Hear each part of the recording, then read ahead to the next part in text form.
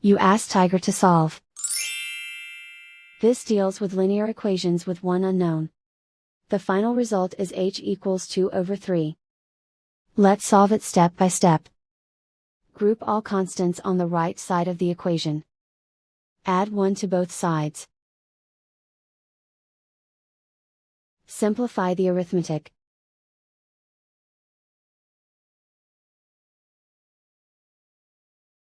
Isolate the h. Divide both sides by 6. Simplify the fraction.